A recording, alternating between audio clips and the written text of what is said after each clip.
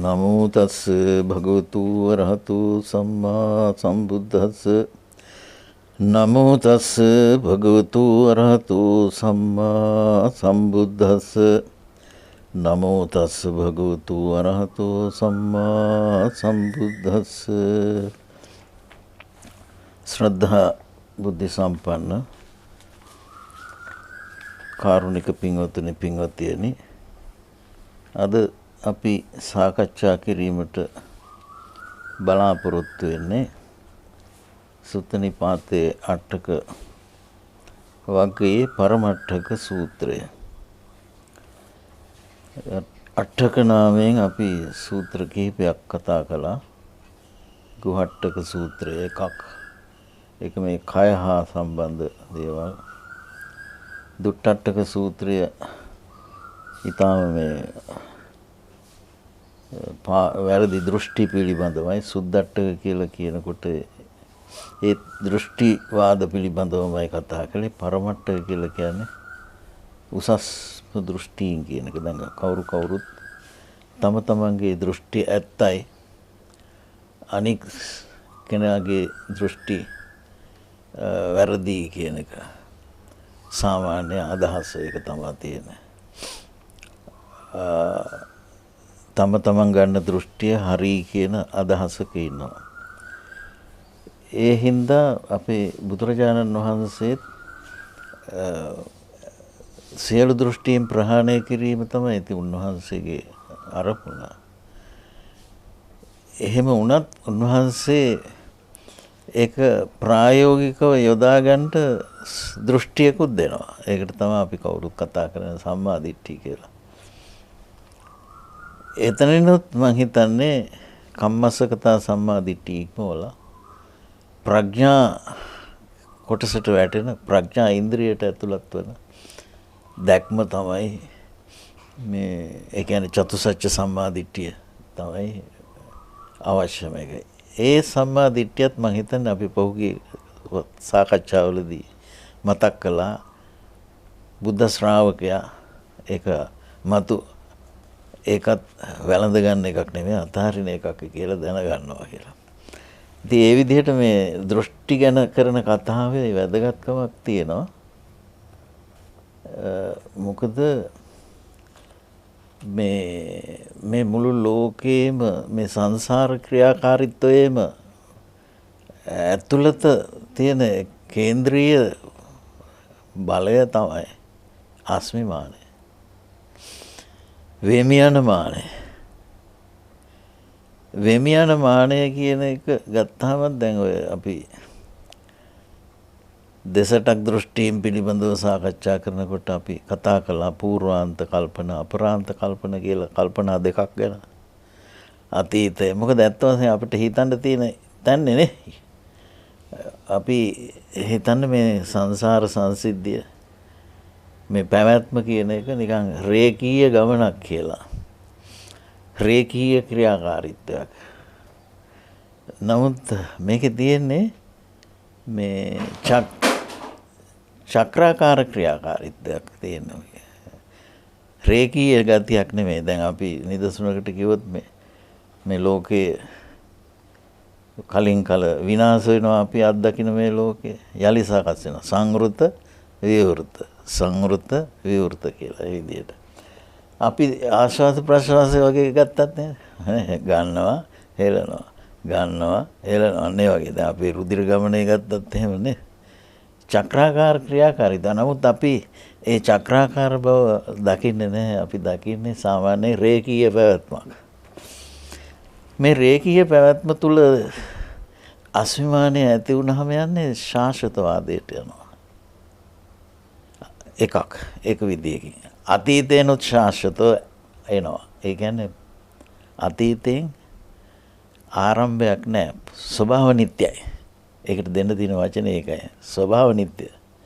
ස්වභාව නිට්ටය දේවල්ද මේ අපි අත්දකින්නේ අපි තුල ඒ මොහොතට සකස් වෙන දේද කියන ඒක වෙනස අපිට තේරෙන්නේ නැත්නම් දෘෂ්ටි කතන්දරේ අපි සමහරලාට දැන් මම මේ පැත්තෙනුත් කතා කරන්න මහන්සි ගත්තේ මේක මේ ලේසි වෙන්න ටිකක්. ඇයි මේක ගැන මෙච්චර කතා කරන්නේ කියලා. දැන් එතකොට අනාගතේ පැත්තටත් ගත්තාමත් ඒක ශාශ්වත වෙනවනේ. අතීත රේගීය ගමන න එවන් ක්‍රියාකාරීත්වයක් තුළ අපිට උදා වෙන අවස්ථාවන්ට අපිට කරන්න දෙයක් නැහැනේ. දැන් දුකක් ඇති වුණත් ඒකට ප්‍රතිකර්මයක් කරන්නවත් විදියක් නැහැ. තියෙන විදිහේ බාර අරගෙන ඔහෙ ඉන්න වෙනවා. නම් බුදුහාඳුරුවෝ එහෙම නෙවෙයිනේ වදාළේ. බුදුරජාණන් වහන්සේ මේ දේශනාව කරන්නේ මේ සියලුම දෘෂ්ටිවාද වලින් මිදීම දේශනා කරන්නේ අර්ථවත් ආධ්‍යාත්මික ප්‍රයත්නයකට. දැන් සසතු ලෝකෝතිවා ද මාළුන්ක පුත්ත හාමුදුරන්ට කතා කරපු තැනදී තියෙනවා. සසතු ලෝකෝතිවා මාළුන්ක පුත්ත දිට්ඨ්‍යා සති. මේ ලෝකයේ සදාකාලික රේකීය පැවැත්මක් කියලා හිතාගත්තොත් බ්‍රහ්මචර්ය වාසෝ අභවිස එවං නෝ. බ්‍රහ්මචර්ය වාසය කියලා එකකට අර්ථවත් අර්ථයක් දෙන්න විදිහක් නැහැ. ඒ වගේම තමයි උච්ඡේදයටත් කියනවා. දැන් උච්ඡේද කියනකොට දැන් පූර්වාන්තයට ගත්තයින් පස්සේ ස්වභාව නිට්ටයව ආවද යම් අවස්ථාවක පැන නැගුණද කියන ප්‍රශ්නේ එනවනේ. ඔන්න ඕකට තමයි අදිච්ච සමුප්පන්නවාද කියන්නේ. අහං පුබ්බේ නාහෝසින් සෝම්‍යේතරහි අහුත්වා සන්තත්තාය පරිණතෝ නේ. මම පෙර නොවීමේ පෙර නොවු මම මෙතෙන් පටන් ඇත්තෙක් බවට පත්වීමේ ඔය කාරණාව අදිච්ච සමුප්පන්නවාද. ඉතින් ඕකෙත් හැබැයි ඒකෙත් සුලමුල කතා කරන්න වෙනවා. එතකොට අපේ සූත්‍රයට කාලය මැදිවිද දන්නේ නැහැ. ඒකසේ වෙතත් අපි ටිකක් හිතුවොත් එහෙම මේ ඒකත් ඔය සංවෘත විවෘත ක්‍රියාකාරීත්වය නිසාම කෙනෙකුට ඇති වෙන හැඟීමක්. මොකද අතීතයේ සිහි කරන කෙනෙක් සිහි කරගන්න බැරුව යම් තැනකදී නතර වෙනවා. එහෙම කියලා විතරක් ගමුකෝ. නතර වුණාම එයා හිතනවා හරි. එහෙනම් මම මින් පෙර ඉඳලා නැහැ. මෙන්න මෙතන තමයි මම පටන් ගත්ත තැන කියලා හිතනවා. මේ ලෝකෙ ගැන ඔය ඒ මුහුණුවරින් කතා කරන්න ගියත් අපිට බෑනේ නේද? දැන් අපි මොකක් කරන්නද ඕන කරනවද කළ යුත්තේ මොකද්ද? අපි වෙනුවෙන් කරන්න දෙයක් නැහැ. වෙච්ච හැටි කියලා තමයි හිතාගෙන ඉන්නේ. අනාගතෙත් එහෙමයි. ඔතන අපරාන්තයට අනාගතයට තියෙන්නේ මොකද්ද? උච්ඡේද පැත්තනේ. තිබිලා ඉවර වෙනවා. කොයි වෙලාවෙ හරි ඉවර වෙනවා. ඒ ඉවර වෙනවා කියන තැනට ගන්නකොට ඔක ගත්තේ උච්ඡේදයට. සතෝ සත්තස්ස උච්ඡේදං විනාශං විභවං පඤ්ඤපේති. ඔක දෘෂ්ටියක් වෙන්නේ ඒ නිසා. ඇත්තා වූ සත්වයක් උච්ඡේදයටපත් වෙනවා කියලා. දැන් බුදුහාඳුරුවෝ ඇත්තා වූ සත්වයේද කතා කරන්නේ සකස් වෙන සත්වයේද? සංකත නේද? ඇත්තා වූ කියනකොට දැන් අපිට තියෙන්නේ අපේ ජීවිතවලට අපි රෙජිස්ට්‍රේෂන් දාගෙන ඉන්නවා නේද? රෙජිස්ටර් කන්තෝරුවේ ඔක්කොම ඩොකියුමන්ට්ස් ටික තියෙනවා අපිට. ඔක්කොම ටික නේද? අපි මිය යනකොට ඒකට එක්කව කරනවා මරණ සාධකේ. ඒ විදිහට හරි තියෙනවනේ නේද? නමුත් අපිට ලේසි නෑ මේ වෙමි යන මානයක් විතරයි කියන එක තේරුම් ගන්න. අන්නේ තේරුම් ගැනීමේ අසමත්කම නිසා තමයි මේ ලෝකෙත් පවතින තරම් දෘෂ්ටිවාද බිහි වෙන්නේ. පවතින තරම් දෘෂ්ටිවාද බිහි වෙන්නේ ඒ නිසා. එතකොට මේ අන්තද්වයෙන්ම දැන් මේක දෙපැත්තක්නේ. මේ දෙපැත්තෙන්ම මිදෙන්නේ පච්චුප්පන්නේ ඉදප්පච්චේතාව දැකීමයි. පච්චුප්පන්නේ කියලා කියන්නේ අපිට මේ එළඹෙන අත්දැකීම් මොහොතේ. ඉදප්පච්චේතාව කියන්නේ මේ ප්‍රත්‍යයයි මේට කියලා. ප්‍රත්‍ය සම්බන්ධතාව වශයෙන්ම සමුදය වෙනවා මිසක්කා ඒකීය ධර්මයක් කේවල ධර්මයක් ගමන් කරනව නෙමෙයි. කේවල කියන්නේ තනි හුදකලා කියන එකනේ. එකලා කියන. එහෙම මුකුත් නැහැ. තියෙන්නේ එකිනෙකට යැපෙන සුළු. මේ දැන් අපි පුද්ගලයා ගත්තාමත් බුදුහාමුදුරන් වහන්සේ එකිනෙකට යැපෙන සුළු ප්‍රත්‍ය විශ්ලේෂණය තමයි ඔය පටිච්චසමුප්පාද දැක්ම හැටියට මතු කරගත්තේ. ජරා මරණ හඳුනගත්තා. ජාතිය හඳුනගත්තා. නේද? භවය හඳුනගත්තා. උපාදානය හඳුනගත්තා. උපාදානය ඒවා එකිනෙකට මොකද්ද සම්බන්ධතාවක් තියෙනවනේ. තණ්හාව හඳුනගත්තා. තණ්හාවෙන්දනේ උපාදානය යන්නේ වගේ. එතකොට නිකම් එකවනේ තනි ඒව නෙවෙයිනේ. උපාදානයක් කේවල වශයෙන් නැහැ. තණ්හා පච්චයම තමයි වෙන්නේ. අන්න ඒ විදිහට මේ 12ම ගන්න එපා. තණ්හා ප්‍රත්‍යයෙන්මයි වෙන්නේ. හුදකලා ඒව නෙමෙයි. මොකද දැන් අපි සමහරලාට විශ්ලේෂණය කරන්න ගිහිල්ලා විශ්ලේෂණය කරලා බෙදිලා එන ඒවට ස්ථිරසාර වටිනාකමක් දෙනවා. ගාක් ඔය පරමාර්ථ ධර්ම කතාවල් එහෙම උස්සන්න උනේ ඒ නිසා. මේක ඉදප්පච්චේතාව දැක්කනම් අද ප්‍රායෝගික බුදුදහම අපි රැකගත්තා වෙනවා. දැන් අත්වශයෙන් මේ විදිහට හිතන්න පටන් ගත්තයින් පස්සේ කෙනෙකුට මේක තේරුම් ගන්න පටන් ගත්තයින් පස්සේ තමන්ටම තේරෙනවා මේ තමන් ලෝකේ යම් යම් ගැටලු සහගත තත්ත්ව වගේ පෙනෙන දේවල් දැන් තමන්ට ඒක ඕකට ඔයිට වඩා දෙයක් නැහැ කියලා හිතන්න ශක්තිය දෙනවා. ගැටලුවක් තමයි නේද?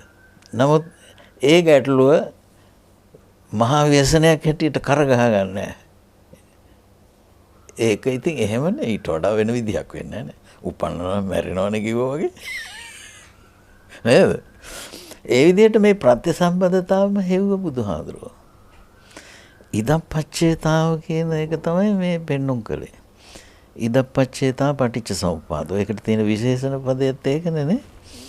ඔන්න ඔතනදී මේ ටික මම ටිකක් වැඩිපුරත් එක කියවෙනවා වගේ කියලා හිතනවා. ඔන්න ඔය තැන ඉඳගෙන බලනකොට තමයි අපිට සමුදේ වෙන්නේ වින්දනය කොහෙන්ද පස්සේනේ. වින්දනය බෙදනවා 3 ආකාරයකට. මේක පහසු පිණිස මේ කතා කරන්නේ මේ ටික. සුඛ වේදනා, දුක්ඛ වේදනා, අදුක්ඛම සුඛ වේදනා.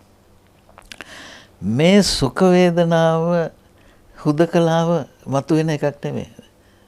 දුක්ඛ වේදනාවකුත් තියෙන නිසායි සුඛ වේදනාවක් කතා කරන්නේ නේ. සුඛ වේදනාවකුත් තියෙන නිසායි දුක්ඛ වේදනාවක් කතා කරන්නේ. එතකොට මෙතන යපුමක් තියෙනවා. එතකොට සුඛ වේදනාවේ ප්‍රතිභාගයේ දුක්ඛ වේදනාවයි දුක්ඛ වේදනාවේ ප්‍රතිභාගයේ සුඛ වේදනාවයි. ඔක ධම්මදින්නා තෙරණින් වහන්සේගෙන් අහනවානේ විසාක ගෘහපතිතුමා. හොඳ දෙන්නෙක් මුණ ගැහිලා තියෙන්නේ ඒතර. එතුමා අහනවානේ. එතකොට දැන් තව තියෙනවානේ මේ ලෝකේ කතා කරන්නේ නැති එකක් තමයි සාමාන්‍යයෙන් අදුක්කම සුඛ වේදනාව. බුදුදහමේ කතා වෙනවා. වෙන කොහෙද කතා කරන්නේ? අදුක්කම සුඛ වේදනාව කියලා කියන්නේ දැන් අපිට සුඛ වේදනාවෙන් තමයි අත්දැකීමක් ලැබෙන්නේ නැත්නම් දුක් වේදනාවෙන්නේ. අපි ඒ දෙපැත්තටම යන්නේ නැතු. සුඛ වේදනාව වශයෙන් ගන්නෙත් නැහැ දුක් වේදනාව වශයෙන් ගන්නත් නැතත් අපි ලෝකේ අල්ලලානේ තියෙන්නේ. මං අත්දකින්න මම ඇහැට පෙනෙන කනට ඇහෙන නැහැට දැනෙන මම ඉන්නවා මම මේ අදේ අත්දකින්නවා. ඔය කියන්නේ ඉන්නේ අන්න එතන තමයි ඇලුනේ නැතත් ගැටුනේ නැතත් අදුක්කම සුඛය කියලා කියන්නේ. ඔය කාරණේ අපි බෞද්ධ කියන්නේ කවුරුණත් කමන්නේ ඕන කෙනෙක් ප්‍රතිපදාව හඳුන ගන්නව නම් දැනගන්න ඕන. එහි ප්‍රතිභාගය මොකක්ද කියලානේ බුදුහාඳුර මේ චිත්තකෝපයතුමා අහන්නේ. එහි මොකද ඒකත් මේ මොකකටද තව තියෙන සම්බන්ධ අවිජ්ජාව කියවනේ. අවිද්‍යාව තියෙනවා නම් අදුක්ඛම සුඛ වේදනාව රැඳිලා ඉතුරු වෙලා. හරිද? අවිද්‍යාවට ප්‍රතිභාගය විද්‍යාවේ කිව්වා. ඒ කියන්නේ අර මේකේ මේ අර උද්‍යත්තගාමිනී ප්‍රඥාව පාවිච්චි කරනවා විද්‍යාවයි දැන් භාවිතා කරන්නේ. විද්‍යාවෙන් මොකද වෙන්නේ? විද්‍යාව මොකට ප්‍රතිභාගද? විමුක්තියට. විමුක්තිය නිවනට. නිවන මොකටද කියලා අපම ඔන්න අච්චසරා කියලා කිව්වා. ඉන් එහා යන්න බෑ කියලා කිව්වනේ. නිවන නෙවෙයි බ්‍රහ්මචර්ය පරිෝසානේ. මේ බුදුදහමේ තන ඔය බලාගෙන ගියාම අර අස්මිත් එක්ක නේද මේ ඔක්කොම මර්තු වෙන්නේ. අස්මි සාකච්ඡා කරගෙන යනකොට නේද පිළිතුර හම්බෙන්නේ. නිවන් ලැබූ උතුමාට මම දැන් අනිත් අයට වඩා ඉහළයි කියලා හැඟීමක් ඇති වෙන්නෙත් නැහැ. අනික් අයට වඩා පහළයි කියලා හිතෙන්නෙත් නැහැ. සමයි කියලා හිතෙන්නෙත් නැහැ. සම්මා මානාභි සමය. නේද? ඔතනට මේ බුදුදහම ඔන්න ඔය ටික නිසා තමයි මේ දිට්ඨි ගැන මෙච්චර කතා කරන්නේ. මේක කියන්න හිතලා තිබුණා මේ වැඩේදී. ඒ නිසා අපි දැන් බලමු පරමන්ති දිට්ඨි පරමට්ටක සූත්‍රයේදී පරමන්ති දිට්ඨිසු පරිබ්බසාන මේ ලෝකේ ඉන්න මුග දෙනෙක් උසස්ම දෘෂ්ටිය හැටියට මොකක් හරි එකක් තම තමන්ට තේරෙන හැටියෙන් අල්ල ගන්නවා කිව්වා. සමහර කෙනෙක් දෙයියෝ තමයි මැව්වේ කියනවා. සමහර කෙනෙක් ඉබේ තමයි පහළ වුණේ කියනවා. නොඑක් දේවල් තියෙනවනේ. යදුත්තරින් කුරුතේ ජන්තු ලෝකේ මේ ලෝක සත්‍ය තමන් පිළිගන්න දේ උසස් කරන්නම තමයි ඉදමේව සත්‍යං මොගමඤ්ඤා. ඔකනේ ක්‍රමේනේ. මේකමයි ඇත්ත. අනිත් හැම එකක් බොරුයි. ඔය හැම තැනකම කතා කරනකොට කතා කරන්නේ. එනම බුදුහාඳුරෝ එහෙම කියන්නේ යන්නේ නැහැ. හීනාති අඤ්ඤේ තතෝ සබ්බම අනික් සියලුම දෘෂ්ටිවාද මොනවද? හීනයි. පල්ලෙහායි. දැන් බෞද්ධ චින්තනයේ ඉන්න කෙනා හරියට තින්තරේ ඉන්න කෙනා අනිත්‍යව පල්ලෙහායි කියලා කී ඉන්න යන කෙනෙකුත් නෙවෙයි.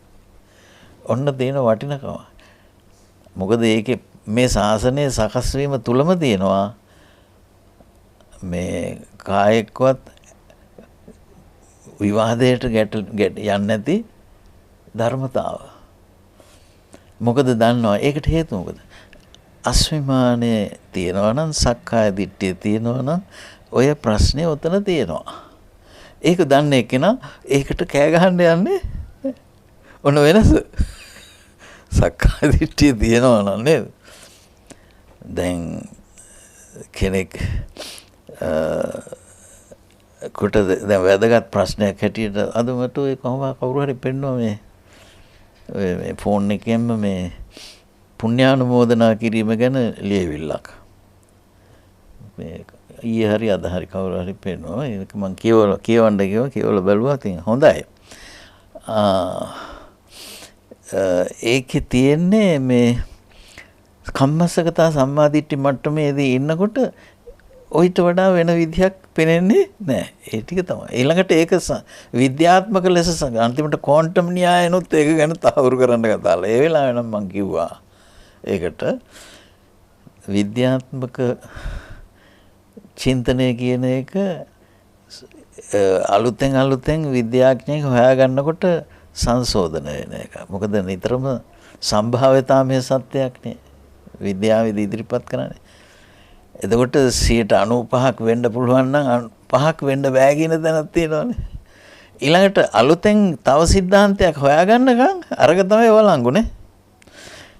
දැන් ওই විදිහට එක දැන් අයින්ස්ටයින්ගේ ඇවිදලා නිව්ටන්ගේ න්‍යායවල වෙනස් වුණානේ. ඒ වගේ දැන් අපිට මේ එන එක්කෙනාගේ අදහස අනුව අපිට සංශෝධන කරන්න වෙනවා බුදුදහම.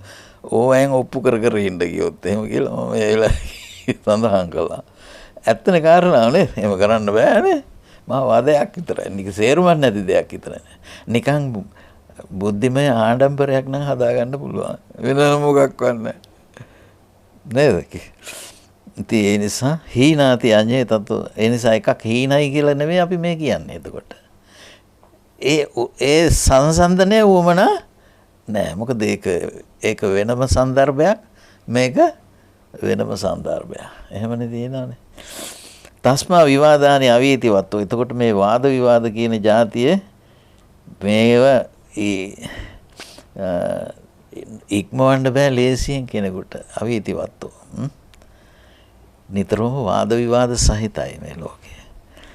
මේ සම්මා දිට්ඨිය උද්‍යත්තගාමිනී පඤ්ඤාව එහෙම නැත්නම් චතුසස්ස සම්මා දිට්ඨිය එහෙම නැත්නම් ඉදම්පච්චේතා දැක්ම අපිට තියෙනවා නම් සියලු අරගලයන් ඉවරයි. යදත්තනී පසති ආනි සංසං දිට්ඨේ සුති සීලවතේ මුතේවා. එතකොට මෙතන තියෙනවා මේ දිට්ඨ සුත මුත කියනකොට දිට්ඨ සුත මුත කියනකොට අපේ මේ ආයතන හයේම අත්දැකීන්නේ දුටු දේ ඇසූ දේ. සීලවත කියලා කියන්නේ සීල වෘත කියන දෙකමයි. සිල් වෘත සිල් එක එකම අදහසකින් තියෙන සීල වෘත. නොඑක් ප්‍රතිපත්ති තියෙනවනේ එක එක්කෙනා යම් යම් හදාගන්නනේ. මගේ මම නෑනේ ওই විදිහට මගේ වැඩ පිළිවෙල මෙන්න මේකයි කියලා නොඑක් විදි තියෙනවනේ. ඉතින් ඒ කිසි දෙයක් ගැන දැන් බෞද්ධ චින්තනයේ හරියට තේරුම් අරගන්න කෙනාට ගැටලුවක් නෑ. දැන් බුදුහාඳුරෝ ඒ කාලයක් බුදුහාඳුරෝ ඒ කාලේ හොඳ තැනක් තියෙනවා විනය පිටකේ. භික්ෂු කෙනෙකුට කිඹුහුම් ගියාම ආයිබවන් කියන්නේ අපි ඕක තියෙනවා විනය පිටකේ. මේ ඒකට පාලි වචනේ දැන් මට මතක නැහැ. එහෙම කියනකොට මේ බුදුහාඳුරන්ට කිඹුහුමක් ගියාම හාඳුරු කෙනෙක් එහෙම කියලා. ඒකට දැන් ඔහොම කිව්වයි කියලා ආයුෂ වැඩි වේද කියලා නෑ ස්වාමීනි නෑ. එහෙම වෙන්නේ. මෙන්න මොකට දෝව කළා කරන්න එපා කියලා. දැන් එතකොට ඒ වුණාට මේක සමාජයේදී එන අපේ මේ හාමුදුරුවෝ චාරිත්‍රයක්වත් දන්නේ නැහැ. මෙහෙමවත් කියන්නේ නැහැ කියලා දෝෂයක් නගන්න පටන් ගත්තා. ඊට පස්සේ මොකද වුනේ? බුදුහාරන්ට මේක දැනගන්නවා. එන ආයිබෝන් කියන්න කිව්වා. දැන් ආයිබෝන් කියන වචනේ නෙමෙයි සිංහලෙන් අපි වචනේ පාවිච්චි කළේ වෙන වචනයක්. ආයුෂ භාගී හොති හරි මොකක් හරි කියන්න ඇතිනේ. මේ දැන් ඒකේ තේරුම මොකද? ලෝකයා හිතන විදිහට කොයිතරම් නම්මසීලීද නේද බුදුහාඳුරෝ. බුදුහාඳුරෝගේ එහෙම එකක් තියෙනවා. දැන් සීලය ගැන කියනකොට උන දෙක ඔය විකාල භෝජනය ගැන කියන්න ගිහිල්ලාම එක හාඳුරු කෙනෙක් මට නම් විකාල භෝජන ශික්ෂාපදේ රකින්න බෑ කියලා කිව්වා. නේද? උදාය හාමුදුරුවෝ කොහෙද? ඔව් උදාය හාමුදුරුවෝ. එහෙමනම් එක සැරයක් විතර පින්ඩපාතේ ගිහින් දෙපාරකට වළඳන්නේ කිව්වා. බලන්නකො බුදුහාරගේ නම්මැසීලි. ඒකත් බෑ කිව්වයින් පස්සේ බුදුහාරෝ සද්ද නැතුන එක හිටියා දඬුවමට. දැන් ඒ වගේ දැන් බුදුහාරෝ හරි නම්මැසීලි. ඊට පස්සේ තමයි ඒ හාමුදුරුවෝ ඇවිදිලා සමාව ඉල්ලුවේ අන්තිම මොහොතේ වගේ.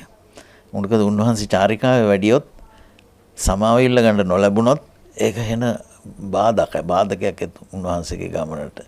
ඒ නිසා බුද්ධියේ සබද්දාලි අරියස්ස විනයයි අච්ඡං අච්ඡේතෝ දිස්සා යතා ධම්මං පටිකරෝති කියලා බුදුහාර මේ ශාසනයේ වෘද්ධියක්මයි අභිවෘද්ධියක්මයි වරද හැටියට දැකලා ධර්මානුකූලව පිළියම් කර ගන්නවා නම් ඒක තමයි වෙන්න ඕන කියලා බුදුහාර දැන් ආවද කියලා එහෙම කිව්වේ නෑ.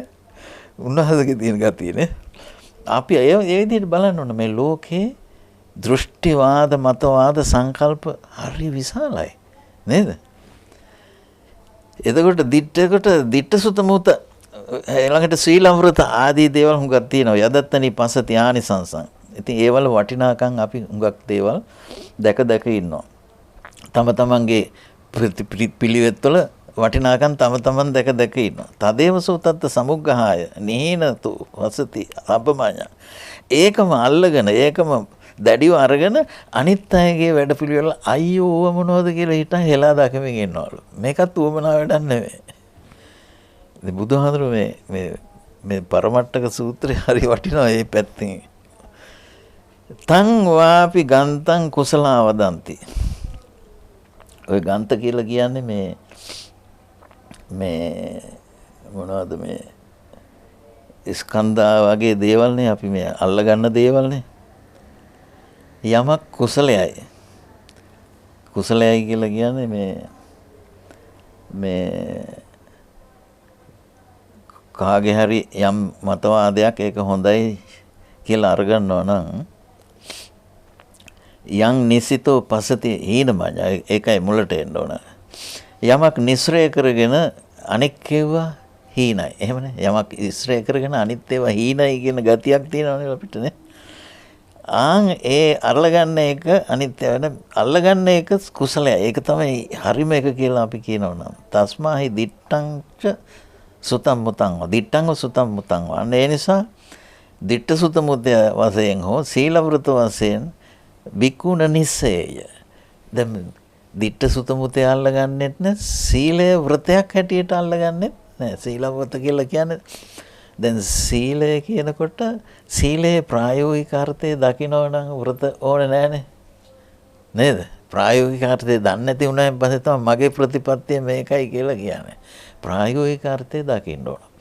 දැන් එක වෙලාවක මේ කවුද අපේ ජීවක වෛද්‍යවරයා මේ බුදුහාමුදුරන්ගෙන් අහනවා ඔබ වහන්සේගේ පාත්‍රයට සමහරලාට මේ මත්ස්‍ය මාංශ වර්ග පිළිගැන්වෙනවා. ඒක අහිංසා ධර්මයට ගැටලුවක්ද? හොඳ ප්‍රශ්නයක් ඇහුවේ. එතකොට බුදුරජාණන් වහන්සේ ඒ වෙලාවේ පිළිතුරු දුන්න ක්‍රමය බලන්න. හරිම වටිනවා. උන්වහන්සේ සඳහන් කරනවා යම් භික්ෂුවකට ඔන්න යම් කෙනෙක් ඇරිමුම් කරලා මස් මාළු කතාව නෑ. නමුත් ඕන දර්ශනය එතන තියෙනවා. ඇරම් කරලා ප්‍රණීත වූ ખાද්‍ය පූජාදියෙන් සන්තර්පණය කරනවා. ඒ භික්ෂුවට හිතෙන්නේ නැත්තම් මෙයා මට අද හොඳට ආහාර පානයෙන් සැතැප්පුවම ආවා. නැවත නැවතත් මට ඇරියුම්කට මෙවන් වූ ප්‍රණීත ආහාර පාන ආදියෙන් මා සතපන්නේ නම් මැනවේ කියලා හිතවිල්ලක් නැත්තම් ඒ භික්ෂුවට ඒ ආහාරය ඒ භික්ෂුවට අනර්ථය පිණිස වේද කියලා ඔන්න ඔය ඇවිත් ඒ ආහාරය මොකද එහෙම හිතන්නේ නැහනේ අනර්ථය පිණිස වෙන්නේ මොකද එතන ගම්ම වෙන දේ මොකද්ද ආහාරය ගන්නේ තිතියා යාපනායනේ එච්චරයි අද තියෙන දේ කොහොමද ඒවල තියෙන වෙනත් බාහිර ලෝකයා දෙන වටිනාකම් ගන්නෙ නෑ. එතකොට ආහාරය එතකොට සීලයක් වෘතයක් නෙවෙයිනේ උන්වහන්සේට. මොකද තිතියා යාපන ආහාරය ගන්නවා. ආන් ඒ ක්‍රමයට දැන් අපි ප්‍රාණඝාත අදත්තාදාන වගේ ශික්ෂාවන් අරගත්තම උනත් සාමාන්‍ය ඉතින් කාටත් ඕනනේ ගිහිපෙදි කාටත් ඕන කරන ශික්ෂාවන්නේ. එතනදී උනත් අපි දකින බයට අපාය යනවට පොලිසියට අහු වෙනවට නොඑක් හේතු තියෙනවානේ. නමුත් කාම ව්‍යාපාද විහිංසා කියන සංකල්පණයන්ගෙන් අත්මිදීම අරමුණු කරගත්ත සම්මා දිට්ඨියක ඉන්න කෙනෙකුට අනම්මනම් හේතු සාධක ඉන්නේ නැහැ එකක්වත්. මේක මේ අරමුණ මේ අමුතුවෙන් හිත වලකින්න දෙයක්වත් නැහැ එතකොට. අන්න වෘතයයි දැන් හොඳම දෙයක් වුණත් හොඳ ශික්ෂාවක් වුණත් වෘතයක් කරගන්න පුළුවන් අවබෝධය නිසා. අවබෝධය තියෙනවා ඒක වෘතයක් නෙවෙයි. ඉතින් ආන් ඒ වගේ මේ සූත්‍රවල තියෙන අන්තර්ගතේ හරි හිංසරේ හොයාගන්නත් ඕන. ඊළඟට ඉතින් මම කියන වචනයක් තියෙනවානේ මගේ ශක්ති පමණේ ඥාන පමණේ නේද? මොකද මේවා මීට වඩා තව හොඳට ලස්සනට ක්‍රමානුකූලව තවත් කෙනෙකුට පෙනෙන්න ඉඩ තියෙනවා. ඉතින් ඊළඟට එතකොට සීලම් වෘතයන් නිස්සරය කරගන්නෑ කියන එකයි එතන තියෙන්නේ. දිට්ඨිම්පි ලෝකස්මින් නකප්පේය. ඥානේනවා සීලවතේනවා අපි. එතකොට ඥානයෙන් හෝ සීල වෘත ආදී දෙකකින් හෝ ගන්නා වූ මේ ලෝකේ දෘෂ්ටියෙන් මේ නකප්පේ. එතකොට ඒ විදිහේ දෘෂ්ටින් ප්‍රකල්පනය කරන්නේ නැහැ භික්ෂුව. එහෙම වෙන්න ඕන කියලා මේ කියන්නේ. සීල එතකොට දෘෂ්ටීන් වශයෙන් ප්‍රකල්පනය කරගන්නේ අර දේවල්. සමෝති අත්තාන මනෝපනේයං හීනෝන මඤ්ඤේ විශේෂවාපි. අර කලින් කියපු අදහස එතන තියෙනවා. සමෝ ඒ කියන්නේ තමන් අන් අය හා සමානයි කියලා සම වශයෙන් මනින්න යන්නෙත් නෑ. ඊළඟට හීනෝන මඤ්ඤේත. එතකොට අනිත් අයට වඩා හීනයි කියලා මනින්න යන්නෙත් නෑ. විශේෂිචාපි විශේෂයි කියලා මනින්න යන්නෙත් නෑ. අන්න සම්මා මානාපි සමය. අන්තමකාසි දුක්ඛං වෙන්නේ ඕව වෙන්න ඕන. එතකොට තමයිනේ ඒ විදිහට ගත්තාම මේ සදිස හේයි සෙය්‍ය සදිස හීන කියන මානය අපිට ඇති වෙන්නේ දැන් අපිට හිතෙනවා නම් මං අනිත් අයට වඩා හොඳයි කියලා හිතුවොත් එහෙම එතන වැරද්දක් නේ. අපෝ ඒගොල්ලෝ වගේ නෙමෙයි අපි ඉතින් තාම මෙහෙම වෙන කියලා පල්ලෙහා කරගන්න ඕනෙත් නෑ නේද? අපි කවුරුත් එකයිනේ කියලා සම කරගන්න යන්න ඕනෙත් නෑ. මොකද දැන් මේ අස්මිමානය දුරු කිරීම නේද? සක්කාය දිට්ඨිය බිඳ හෙළීම අස්මිමානය දුරු කිරීම ඔස්සේ යන ගමනකදී ඔය අනම්මනම් ඒව එක්කව කරගෙන ඉන්න සිද්ධ වෙන්න විදිහක් නෑ. ඉතින් ඒ වටිනාකම මේ බුදුහාඳුරු මේ මෙතනදී මේ සූත්‍රයේ දේශනා කරලා අත්තම් පහය අනුපාදියානෝ අත්තම් කියන්නේ තමා ආත්මය. උතන තමා කියන සංඥාවනේ එන්නේ අස්මිමානය. උපාදාය අස්මීති හෝතිනේ. නිතර දැන් අපිට නිතර මතක් කරන වාක්‍යයක් නේ. උපාදානයත් එක්කයි වේම යන්න වෙන්නේ. එතකොට අත්තම් පහය අනුපාදියානෝ. එතකොට මේ තමා කියන සංඥාව අතනකොට උපාදානය අඩු වෙනවා. උපාදාය අස්මීති හෝති කියන එක හොඳට තේරෙනවා නේද? එතකොට අනුපාදියානෝ ඥානේන පිසෝ නිස්සයන් නොකරෝති. ඒ කියන්නේ ඥානේන පි ඥාමකත ඥානේ පිසෝ නිස්සයන් ඥානේ පිසෝ නිස්සයන් නොකරෝති. එතකොට මේ ඥානය කියන එක වෙනුණත් නිස්සරය කරගන්න කියන්නේ. දැන් අපිට අපි කියමු පටිච්චසමුප්පාද දැක්ම කියන එක අපිට ඥානයක් වැටියට ඕනේ කියලා නේ. ඒක නිස්සරය කරගන්නේ ආත්මාගයක් උලුප්පන්න නිස්සරය කරගත්තොත් වැරදිනේ. සවේ වියත්තේසු න වග්ගසාරී. එතකොට ඒකාන්තයෙන්ම මේ දෘෂ්ටි වශයෙන් බෙදිලා ඉන්න මේ ලෝක සත්‍යෝ වග්ගසාරී කියලා කියන්නේ. ලෝක සත්‍යෝ සත්වයින් කෙරෙහි. එතකොට මේ ධම්මක හඳුනන එක්කෙනා විශේෂයෙන් අහවල් වලට වැඩි කැමැත්තක් එහෙම ප්‍රභේදයක් ඇති වෙන්න විදිහක් නැහැ. අසවල් පැත්තට වැඩි නැඹුරුවක් කැමැත්තක්. හරි පුදුම මධ්‍යස්ථ භාවයක් නෙදීනේ. හරි වටිනවා ඒ ආකාරය. දිට්ඨිම්පිසෝඩ පච්චේති කිංචි. ඒ නිසා යා කිසිම දෘෂ්ටියකට එන්නේම නැහැ. ඒ කියන්නේ කිසි කෙනෙකුට විශේෂතාවක් නැහැ කියනකොට කාටවත් නරකක් කරන්නෙත් නැහැ කියන පැහැදිලිවම තියෙනවා නේ. ඒකට හරි විශේෂතාවක් නැහැ කියන එක. එතකොට දිට්ඨිපිසෝ න පච්චේති කිංචි. ඒ තැනත්තා කිසිම දෘෂ්ටියකට එන්නේ නැහැ. මොකද දැන් අපි කියමු සක්කාය දිට්ඨිය ප්‍රහීන කරපු එක්කෙනෙකුට පස්සේ ආයේ සක්කාය දිට්ඨිය ඇති වෙයිද? ආන්ගේ වගේ එන්නේ නැහැ. ඒකයි මෙතන තියෙන්නේ. ආපහු එන්නේ නැහැ. න පච්චේති තාදී ගුණ ඇති එක්කෙනා ආපහු ආයේ කෙලස් ගොඩට එන්නේ නැහැ. මේ රාතන් වහන්සේගේ මනස ගැන මේ කියන්නේ.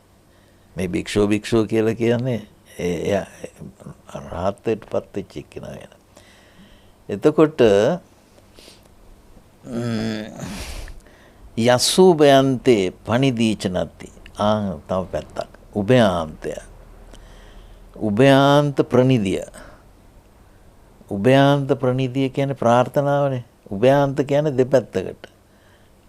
ඒ කියන්නේ මේ නොඑක් උභයාන්ත තියෙනවනේ. මෙලොව පරලොවත් උභයාන්තයක්. අතීත අනාගතත් උභයාන්ත. ඊළඟට ඉතින් අනන්ත ඒ විදිහට තියෙන නේද? ගොඩක් දේවල් තියෙනවනේ. මේ අජ්ජත් බහිද්දයත් උභයාන්ත නේද? ඒ විදිහට උභයාන්ත කියලා කියන අන්ත දෙක කියන එකනේ. අන්තයන් වලින් මිදෙන්න එපා අපි නේ. අන්තයන් වලින් අන්තයක් ඇසුරු කරනවා කියලා කියන දේතේතේ උභවන්තේ අනුපගම මජ්ජේන තථාගතෝ ධම්මං තථාගතයන් වහන්සේත් අපිට ධර්මයේ දේශනා කරන්නේ එහෙමනේ. දැන් දෘෂ්ටි පැත්තට අරගත්තාන් පස්සේ ඔය ලෝක සමුදය ලෝක නිරෝධය කියලා පැති දෙකක් තියෙනවා. ඇත නැත කියලානේ. උභයාන්තයක් නේ. ඇත කියලා කිව්වොත් නිශ්චිත ඇති බවක් ඇති හිතාගෙන තමයි සාමාන්‍ය ලෝකයා පාවිච්චි කරන්නේ. නැත කිව්වොත් නිශ්චිත නැති බවක් ගැන සලකාගෙන තමයි ලෝකයා ඒ වචනේ පාවිච්චි කරන්නේ. නමුත් බුදුහාඳුර කියන්නේ සමුදය දක්නා කල්ලි නැහැ කියන්න බෑ. නිරෝධය දක්නා කල්ලි තියෙනවයි කියන්න බෑ. ඒකේ තේරුම මේ නිශ්චිත නියත ඇති බවක් හෝ නියත නැති බවක් කතන්දරයක් නෙමෙයි අපිට තියෙන්නේ. ආන් ඒ විදිහට ගත්තාම භවය ඉදවා හුරංවා. භව විභවක් තියෙන භව දිට්ටි විභව දුට්ටිත් ඒ වගේ උභයාන්ත දෙකක් නේ. උභයාන්තයක් නේ. භව දිට්ටි කියන්නේ සංසාර ශාස්වත වෙන. විභව කියලා කියන්නේ උච්ඡේද. ශාස්වත උච්ඡේද දෘෂ්ටි වලින් මිදිලා ඉදවා හුරංවා මේ ජීවිතයේදී හෝ පරලෝ හෝ නේ. නිවේසන තස්සන සම්තිකිච්චි. එතකොට ඒ විදිහට දෘෂ්ටි පදිංචි වෙන තැනක් එයාට කිසි තැනක ඇත්තේ නැහැ. දෘෂ්ටිෙහි පදිංචි වෙන. ධම්මේසු නිච්චය සමුග්ගහීතං. එතකොට මේ ඔය දෘෂ්ටි සහගත සියලුම දෘෂ්ටිවාදයන් ඒකට තමයි මේ ඔය ධම්මේසු කියලා කියන දෙසටක් මිසදිටු දහම් වල ඒවය නිශ්චය කොට දැඩිව අරගන්න කිසිම දෘෂ්ටියක් වුන්ට ඇත්තේ නැහැ ඒ භික්ෂුවට. තස්සීද දිත්තේව සුතේ බුතේවා. එතකොට එහිදී මේ ලෝකේ දිට්ඨ සුත මුතේ වශයෙන් හෝ පකප්පිත නැති අනුපිසඤ්ඤා. එතකොට මේ දිට්ඨ සුත මුත විඤ්ඤාත කියන මේ අපේ සලායතනික අත්දැකීම් ලෝකයේ පිළිබඳව ප්‍රකල්පනය කර ගැනීම. අර ඒ කියන්නේ තණ්හාමාන දිට්ඨි වශයෙන් ප්‍රකල්පනය කරගන්නා දේවල් අනුසහගත සංඥාවක්වත් ඇති වෙන්නේ නැහැලු ඒ බ්‍රාහ්මණයාට. ඒ කියන්නේ රහතන් වහන්සේට. තම් බ්‍රාහ්මණං දිට්ඨි මනාදියාණං. ඒ දෘෂ්ටි කිසිවක් අල්ලා නොගන්නා වූ ඒ බ්‍රාහ්මණයා කියලා කිව්වේ බ්‍රාහ්මණ කියන වචනේ පාවිච්චි කළේ රහතන් වහන්සේට. කේනීද ලෝකස්මිහි විකප්පය. මේ ලෝකේ මොනවනම් විකල්පනය කරන්නද ප්‍රකල්පනය කරන්නද? දැන් ඒක විදිහකට ගත්තාම අපිට මේ ලෝකේ ජීවත් වෙනකොට අර ප්‍රශ්නේ මේ ප්‍රශ්නේ කියලා හිතන් මතු කරලා කතා කරනවා. නමුත් බුදුහාඳුරෝ කතා කරන්නේ මේ ධර්මය ඇරෙන්න මේ වෙන මොනක්වත් හරි ප්‍රශ්නයක් තමයි කියව මොනක්වත් නැහැ. මේකට අපි ක්‍රියාමාර්ගයක් ගන්න ඕන කියලා සටනක් නෑ නේද? ඒ විදිහට ගත්තාම හරි පුදුම දහමක් මේක. නකප්පයන්ති නපුරෙක් කරොන්ති. ඔන්න දැන් සංකල්පණය කරන්නේත් නැහැ, පෙරටු කරගන්නෙත් නැහැ. පෙරටු කරගන්න පුරෙක්කාර කියලා කියන්නේ දැන් තස්සනත්ති පුරෙක්කතං. රහතන් වහන්සේට පුරෙක්කත ධර්ම මොනවක් නැහැ කියලා කියන්නේ ඉදිරියට මේ පස්සෙන් වැටිලා ලුහු බැඳගෙන යන්න දෙයක්. නිවනවත් පස්සෙන් වැටිලා ලුහු බැඳගෙන යන එකක් නෙවෙයි. නේද? එහෙම වෙනොත් එහෙම ඒක මොකද්ද දෘෂ්ටියක් වෙලානේ. දැන් අද අපේ බුදුදහමට වෙච්ච දෙයක් තමයි භව නිරෝධෝ නිබ්බාණං තණ්හක්ඛයෝ හිරාද නිබ්බාණං.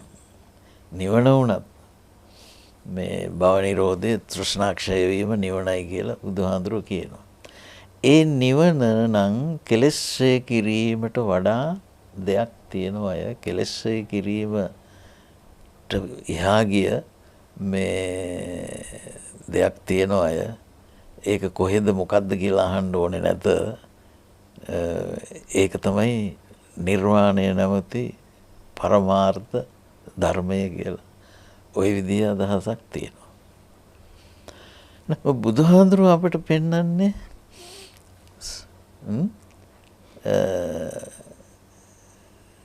කෙලෙස් කිරීම රාගක්ඛයෝ දෝසක්ඛයෝ මොහක්ඛයෝ නිබ්බාන. දැන් ඒ ඔක්කොම අපිට යම් යම් වාද විවාද බවට පත් වුණා. එහෙම හෙන්න හේතුව මොකද? අපි අර පුරෙක්කත ධර්මයක් බවට පත් කරගත්තාන් පස්සේ. දැන් ඔය අපිට සූත්‍රයක් තියෙනවනේ මජ්ක්‍ධිම නිකායේ පළවෙනිම සූත්‍රය මේ මූලපරියාය සූත්‍රය. ඒකේ නිවන ගැන කතා කරනකොට නිබ්බාණං මේති නමඤ්ඤති කියලා නිවන මගේ කියලා හිතන්නත් එපා. ඕකට කැමති උනේ නැහැ ඒ ස්වාමීන් වහන්සේලා. ඒ වෙලාවේ හිටපු පිරිසනේ. ඒ නිසා භාගතුන් වහන්සේගේ භාෂිතය අභිනන්දනය කළේ නැහැ කියලා එහි දෙනවා. ඒකේ තේරුම මොකද? අපි හරි කැමති මොකක් හරි ලෝහ බඳින්න. දැන් ලෝහ බැඳිලි ඉවරයි. නකප්පයන්ති න පුරෙක් කරොන්ති. ධම්මාපි තේසන්න පටිච්චිතාසේ. එතකොට ඒ විදිහේ දහම් මොනවාක්වත් දැන් පිළි අරගෙන නැහැ. මොනවාක්වත් දැන් ලෝහ බඳින්න දෙයක්. න බ්‍රාහ්මනෝ සීලවන්තේන නෙය්‍යෝ. එතකොට සීලවන්තේ නෙය්‍ය. එතකොට සීල ව්‍රත වලින් මේ විමුක්තියක් කරා ගමන් කරන්න තියෙනවයි කියලා බ්‍රාහ්මණයා පිළි අරගන්නේ නැහැ. ඒ කියන්නේ රහතන් වහන්සේට එහෙම අදහසක් නැහැ. පාරංගතෝ න පච්ඡේදිතාදී. පරතරට ගියා වූ ඒ රහතන් වහන්සේ ඒ තාදී වූ උතුමන් වහන්සේ නොසලන ඒ උතුමන් වහන්සේ ආපහු එන්නේ නැහැ කියලා. දැන් ආපහු එන්නේ නැහැ කියලා කියනකොට කොහේ හරි එහෙනම් ගියා තමයි කියලා තමයි කියන්නේ. ඕකෙත් තියෙනවා සාපේක්ෂතාවක් මේ පාරන්න විජ්ජති කියන්නේ අන්තිමට. දැන් මෙතර ඉන්නකොට එතරක් වශයෙන් සාකච්ඡා කරනවා. හැබැයි පටිච්ච සමුප්පාද ඉදප්පච්චේතා දර්ශනය තියෙන නිසා එතර කියන එක කොහේ හරි තැනක් කියලා ගන්නෙ නැහැ ශ්‍රාවකයා. අපිට මේ භාෂාව පාවිච්චි කරලා මේ පණිවිඩය දෙන්න තියෙන නිසා ඒ විදිහේ ව්‍යවහාරයන් භාවිතා කරනවා. අන්තිමට තමයි පාරන්න විජ්ජති. පරතේ මොකද? එතර මෙතර දෙතරම නවිජ්ජති නෑ. ඉතින් ඔන්නෝක නිවන් මඟ හා සම්බන්ධ කරුණු කාරණා. ඉතින් දෘෂ්ටීන්ගේ පටලැවිල්ලෙන් අත් මිදෙන්න තියෙන පෙළඹවීම තමයි මේ බුදුහාමුදුරන් වහන්සේ අපිට මෙච්චර පැහැදිලි කරලා දීලා තියෙන්නේ. ඉතින් තවත් ඇතැම් සූත්‍ර තියෙනවා දෘෂ්ටි ගැන කතා කරන. ප්‍රධාන වශයෙන් මේ දෘෂ්ටි අටක නාමය පාවිච්චි කරන සූත්‍ර 4 මේ පිළිබඳව විශේෂයෙන් කතා කරලා තියෙනවා.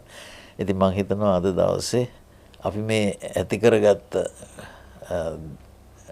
හඳුනා ගැනීම තව පෝෂණය කරගන්න, තව දියුණු පවුණු කරගන්න ලැබේවි.